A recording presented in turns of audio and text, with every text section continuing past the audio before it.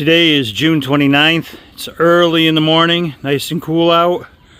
We've got a really bad heat wave approaching, so the days ahead are going to get hotter and more humid. So I'm trying to get as much of the hard work done early in the week so that I don't have to overextend myself when the weather is more extreme. So the first thing I need to do to get this raft out today is I need to confirm that I have air in the tires in the trailer. This has been sitting quite a bunch of years, so I might have to top the tires off. I do have 2 spares at the front of the trailer, so if I have a flat tire that's come off the bead, I can just swap it out.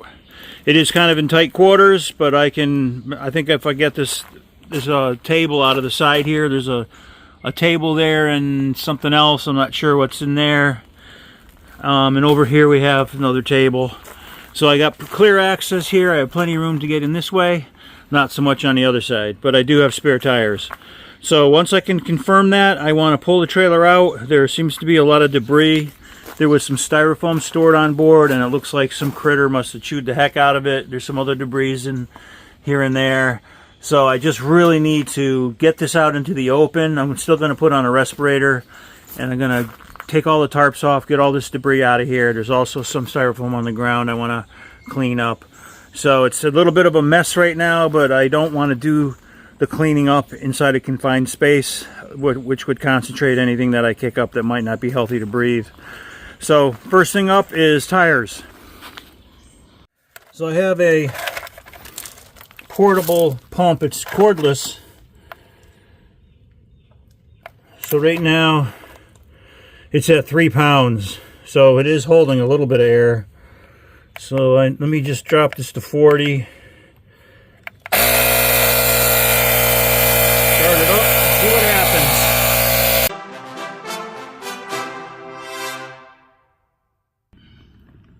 Okay, it's good news. We have tire pressure up to 40 pounds. So that's good news. I won't have to wrestle a tire off while it's in here. There is some dry rot. If you look right up here, you can see some cracks in the tire. So at some point I'm going to have to change these tires out for sure. But they're good enough now to get this trailer out of here. I'm going to pull these chocks off the wheel, and I'm going to go on the other end of the axle and see what I can do over there. So before I can get to this other side of the trailer, I have some tables in here that need to come out, as well as just some odds and ends right here. Not too much stuff. So I'm going to get those out of there and then crawl in that corner and see if I can get some air in the tire on the other side too.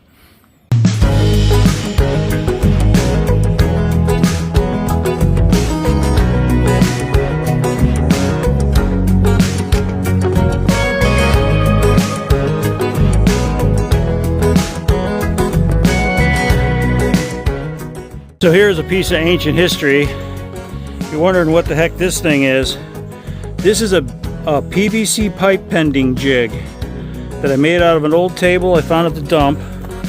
So essentially what I did was where that groove is that goes all the way around, that's where I put a 3/4 inch Schedule 40 PVC pipe. So I bent it in position because they're very flexible.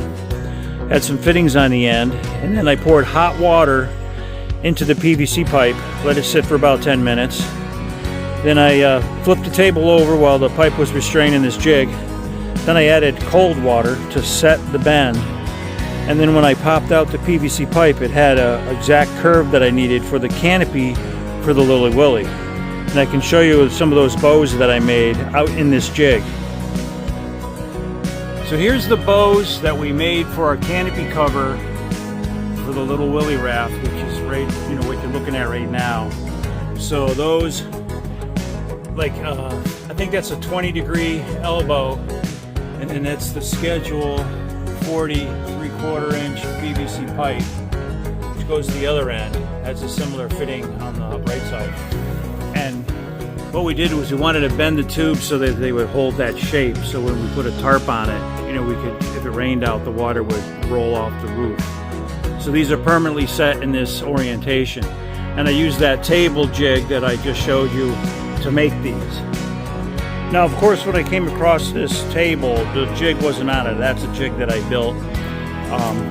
And here's what really attracted me to this table was it had built-in legs. Let me show you how these work. You just swing them out and they lock. I thought that was so cool. And this was at the dump. Somebody was throwing this away. Same thing over here. See how it's stowed and it fits perfectly, you know, in this slot here. Just push on it. It locks itself open. So it's pretty amazing that some craftsperson had made this. When I saw it at the dump, I go, you know, I could use this because so many times you have wood, metal legs that get rusty if you store them outside, and this is wooden, so it's not going to get rusty. I kept it under cover. It's in good shape.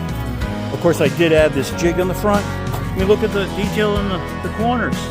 It's got, this looks like a pretty substantial way to connect it. There's nails in the end, but it's got this nice, I don't know what you call that. I think that's, whatever that is, that's pretty cool too. So, and that's the jig that I added to make those bows. And if you're interested in seeing how this works, I'm going to put a link in the description and you can see the video on how I did PVC pipe bending.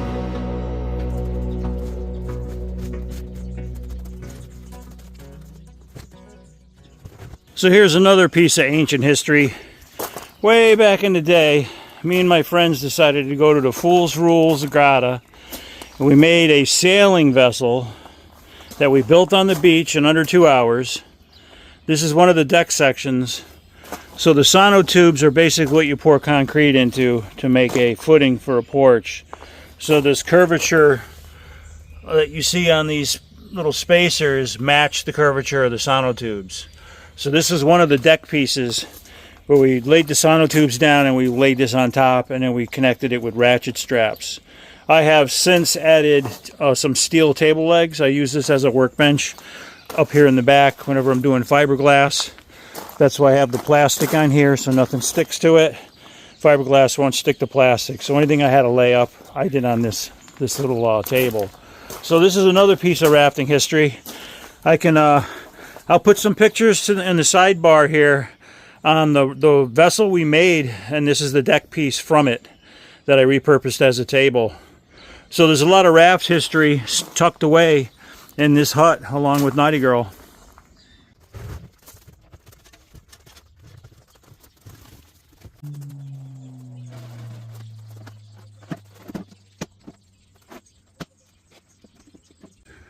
Here's another trip down memory lane. This little doohickey is a platform that I built that had a set of legs that sat at the front and was on our inside of the house steps to go to the upstairs. And I needed to make a platform so I could paint the hallway and the steps, which had like a vaulted ceiling I just couldn't reach.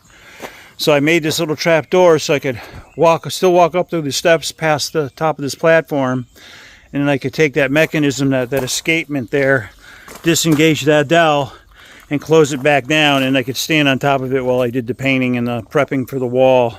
So that's been sitting up here thinking maybe I could use it again at some point, but it just ended up in this memory area where I have all this stuff. So there's a lot of projects that have been stored in here that are way past, you know, being done, and I just threw the whole mechanism in the shack, and that was that. So there's a lot of memories in this area. So we got all those out of the way. All the memories are cleared out. So now we're just dealing with the raft. So I'm going to get on this left side and make sure that tire's good to go. It can hold some air and I can pull this trailer forward. Okay, we got the airline connected. We're at 0 PSI currently. I'm going to put in 40 and see if it takes.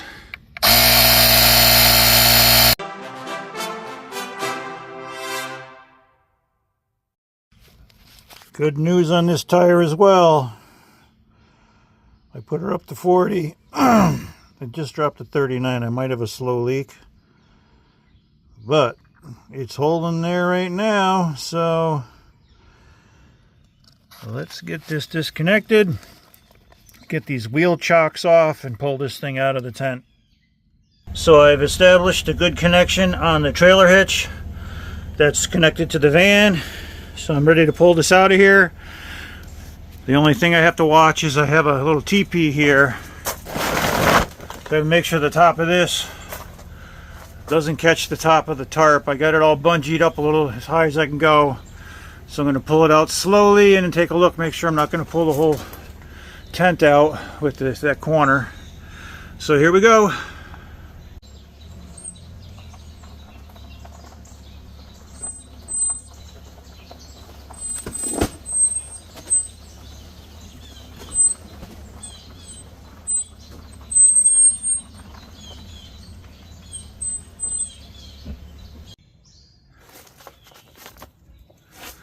Okay, so we have Knotty Gurl out of the hut, out in the fresh air, where we can uncover the tarps from the frame that's, you know, protecting it, clean up any debris, and assess the bottoms of the hole, because right now it's flipped upside down, and we'll see what we got to do.